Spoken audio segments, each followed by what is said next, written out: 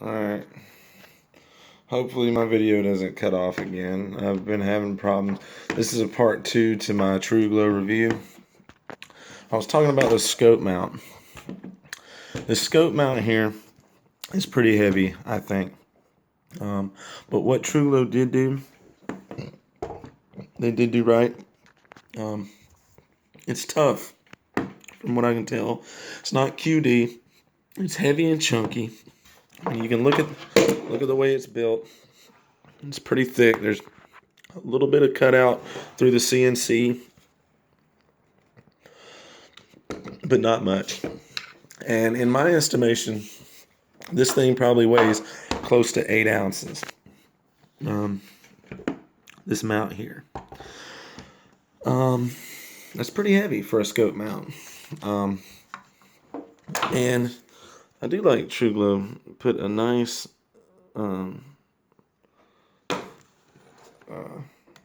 trade logo right there. Pretty nice. But back to the point. Anyhow, what Truglo did do right is this is a budget optic. If you're buying this optic, you probably have a budget rifle. You're on a budget. You're trying to have the best of both worlds. Red dot sight, up close quarters combat, and variable power scope into one. But you're on a budget. The scope's a good. It's a good option. We're gonna get to that in a little bit, but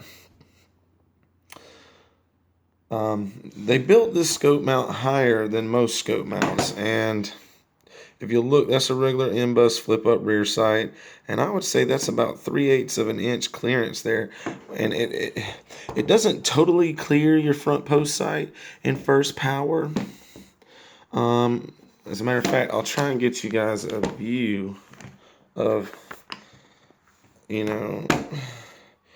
what it looks like. This is kind of funky to do, but I was successful. Let me turn on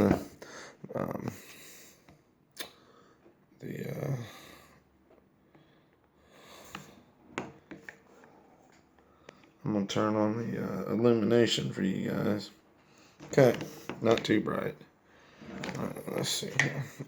Sorry, I'm trying to get it to where you guys can see. Right, ooh, that was pretty good. But you can see. Okay, you see the reticle? It's a little bit above. That's a really good view, actually. That's a little bit above your front post sight. It's almost reminiscent of a 1/3 co-witness for a red dot sight. It's a little higher than that, but it's pretty close. So you will see the front sight post. Is it a deal breaker? No. As a matter of fact, when you go up to 2 power, you can't even hardly see it at all. All you do is see the top wings there of your A2 front post sight. Barely. And then when you go up to 2.5 power, they're not even there anymore. 3 power, forget it. The three from 2.5 to 6, you can't even see it. And I still shoot very fast in 1 power with still seeing the front sight post. Yes, the front sight post takes up a lot of space, but I can work around it, and I found that it's not a big deal at all for me. I'm still pretty fast with it. That true 1 power really helps out at really close distance. And so I didn't have my box packaging on the part 1 video. So here's the box that it comes with, and let's see. Yeah, tactical scope. That's the model number and everything, guys. I'm trying to get it focused in right for you, so y'all can see all that in case y'all want to order one. But let's, I'm going to show you a little bit about what it comes with and everything. Sorry, I set the phone down.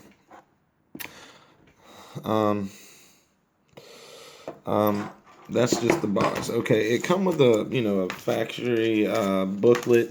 I've lost it, but I still have my warranty information. I told you guys it comes with a limited lifetime warranty. It gives you the information. It comes with 3 hex keys. This biggest one, it obviously locks the scope mount to your rail of your rifle. And then this one is for your turrets. The smallest one is for your turrets, and the middle one is for leveling your scope inside the scope mount. And it comes with a nice cleaning cloth to clean the lenses. It also comes with the 308 elevation bullet drop compensator turret. To me, guys, that just means that it has adjustments, but it does have these nice numbers on here. If you guys know what the heck to do with that, I just zero mine for 50 yards and just get it there, and then I'm not calculating or doping my shots or anything like that. I keep it simple, stupid, you know what I mean? But anyhow, it also comes with nice lens caps. They're pretty nice for the money, guys. They're all right, but the front one, I've had this happen on both of them.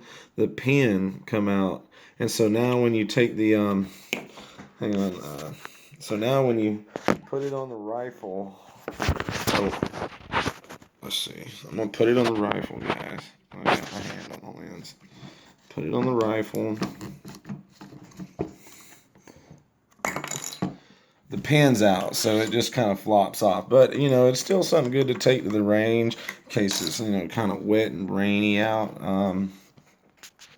Yeah, so it's good to have, but they're a little hokey, but they're nice. I guess it's a nice feature that they send with you. But yeah, would I recommend this rifle? I would recommend, this scope. I would recommend this scope if you're on a budget. This scope's going to run you about 185, 190. MSRP is actually closer to 250, 220, something like that. But you're really going to pay about 185 retail, 190, somewhere around there, plus tax. So, look, having a variable power scope really does help. The quality of glass on this thing, I haven't really looked in a lot of scopes, guys. So I would call this not the best because I was telling you about fog issues on the first part.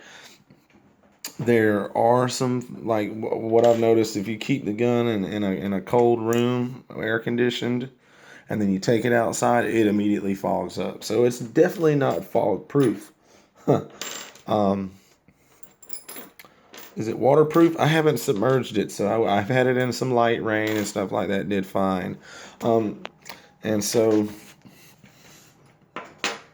I can't remember if on part one I told y'all I did have to send this back to Truglo, and they sent me another one.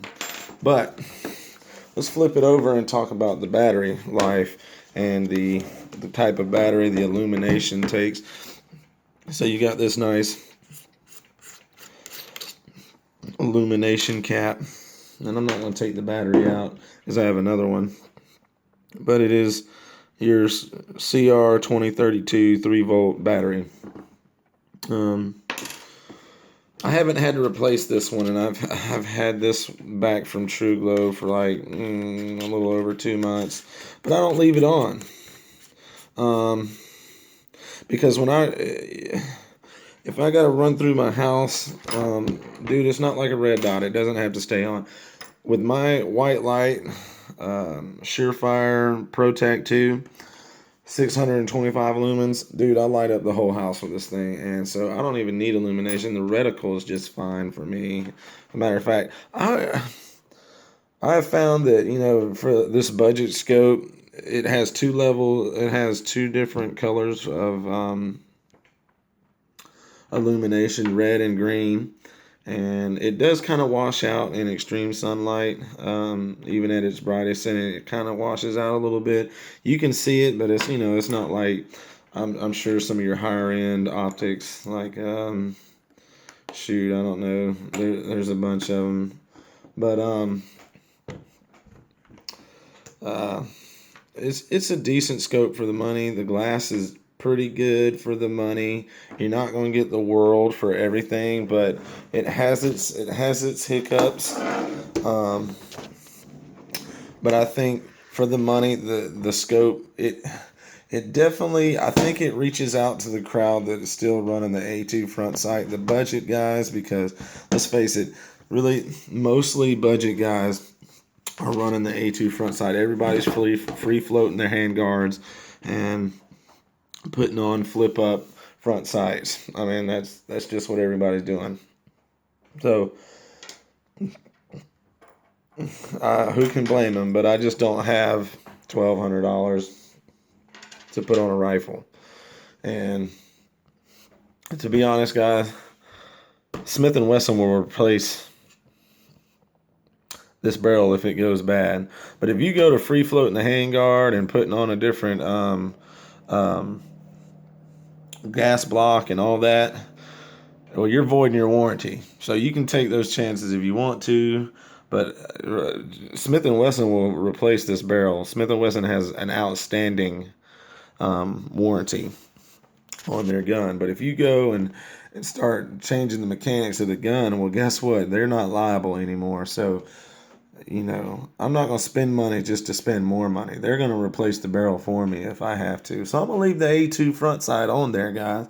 And it's not a deal breaker because, like I said, I'm still very quick with this scope, even though I can see the front sight post.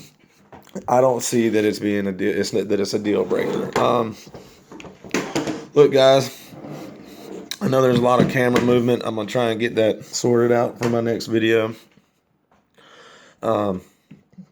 First video, let me know what y'all think. I'll probably talk about my carbine setup here sometime soon. And I'm going to do an actual intro to the channel. This is not just going to be a gun channel. There's going to be a lot of aspects in this channel. We'll talk about those things when we get there. But I think it's going to be pretty exciting. And it's definitely cool for me to do this. So let me know what you guys think.